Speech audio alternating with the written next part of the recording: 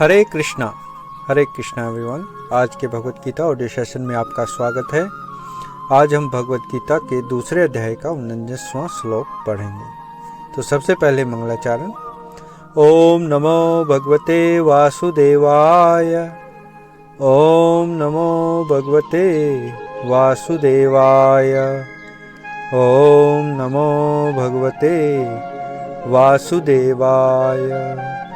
ओम अज्ञानं त्रिमन्धस्य ज्ञानञ्जनशलाकया चक्षुरुन्मिलितं येन तस्मै श्रीगुरुवे नमः। नारायणं नमस्कृत्य नरं चैव नरोत्तमं देवीं सरस्वतीं व्यासं ततो जयमुदीरयेत्। नष्टप्रायशव भद्रेषु नित्यं भागवत सेवया भगवती उत्तम श्लोके भक्तिर्भवति नैष्ठिकी। हरे कृष्ण कृष्ण कृष्ण हरे हरे, हरे राम राम राम हरे हरे। जय शिला प्रभुपाद की जय, शिला गुरुदेव की जय, कृष्ण बलराम की जय, श्री वृंदावन धाम की जय, नित्य प्रेमानंदे। हरि हरि बोल। हरे कृष्णा। तो आज का हमारा श्लोक है अध्याय 2 श्लोक संख्या 49। दूरेण हैवरं कर्म बुद्धियोगात् धनंजय बुद्धौ शरणं न विच्छ कृपणः फलहेतवः। भावार्थ और तात्पर्य जगतगुरु शिला प्रभुपाद के द्वारा। जगतगुरु शिला प्रभुपाद की जय। भावार्थ। हे धनंजय, भक्ति के द्वारा समस्त ग्रहित कर्मों से दूर रहो और उसी भाव से भगवान की शरण करो। जो व्यक्ति अपने सकाम कर्म फलों को भोगना चाहते हैं वे कृपण हैं। जय। तो यहाँ भगवान अर्जुन को कृपण और कृपणता क्या है उसके बारे में बता रहे हैं। तात्पर्य पढ़ते हैं। तात्पर्य। जो व्यक्ति भगवान के दास रूप में अपने स्वरूप को समझ लेता है वह कृष्ण भावनामृत में स्थित रहने के अतिरिक्त सारे कर्मों को छोड़ देता है। जीव के लिए ऐसी भक्ति कर्म का सही मार्ग है। केवल कृपण ही अपने सकाम कर्मों का फल भोगना चाहते हैं, किंतु इससे वे भव बंधन में और अधिक फंसते जाते हैं। कृष्ण भावनामृत के अतिरिक्त जितने भी कर्म संपन्न किए जाते हैं वे ग्रहित हैं, क्योंकि इससे कर्ता जन्म मृत्यु के चक्र में लगातार फंसा रहता है। अतः कभी भी इसकी आकांक्षा नहीं करनी चाहिए कि मैं कर्म का कारण बनूं। कृष्णा भावनामृत में हर कार्य कृष्ण की तुष्टि के लिए किया जाना चाहिए। कृपणों को यह ज्ञात नहीं है कि देववश या कठोर श्रम से अर्जित संपत्ति का किस तरह सदुपयोग करें।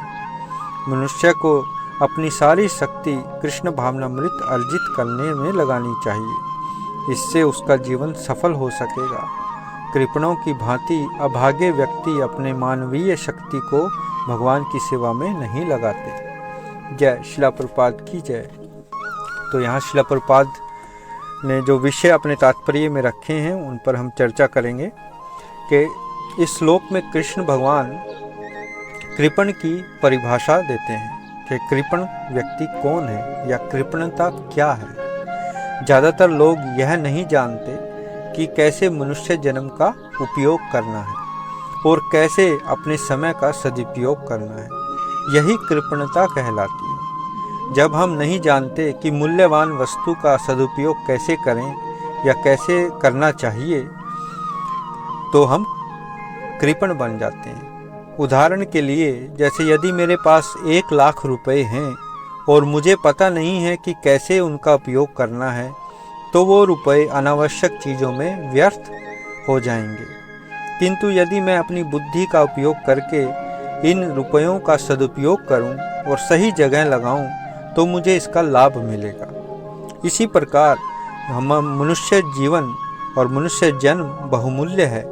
पैसों से इसकी तुलना नहीं की जा सकती। इस बहुमूल्य जीवन को हम यदि केवल आहार, निद्रा, भय, मैथुन या इन 4 चीज़ों में जो इंद्रिय तृप्ति भी कहलाती हैं, जो पशुवत हैं, क्योंकि पशु भी आहार, निद्रा, भय, मैथुन के अलावा कुछ नहीं करते, इंद्रिय तृप्ति वही कहलाती है। अगर हम अपना मनुष्य जीवन इस इंद्रिय तृप्ति में व्यर्थ गंवाएंगे तो हम कृपण कहलाएंगे।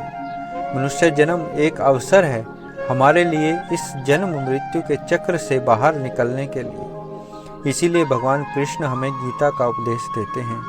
यह गीता केवल अर्जुन के लिए नहीं अपितु सभी प्राणियों के लिए है। इसका हमें लाभ उठाना है और कृपणता को त्याग कर भगवान की सेवा में संलग्न होना है। क्योंकि यदि हम इसको थोड़ा और ध्यानपूर्वक इस तथ्य को देखें कि कृपणता क्या है, क्योंकि सब कुछ भगवान से संबंधित है।